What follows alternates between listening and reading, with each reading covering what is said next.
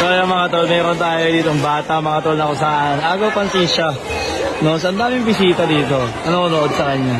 Tapos birthday ng anak ko. Out of nowhere bigla siyang kumanta.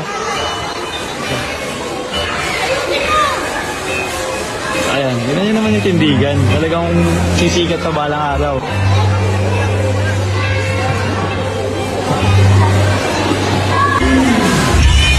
Dito.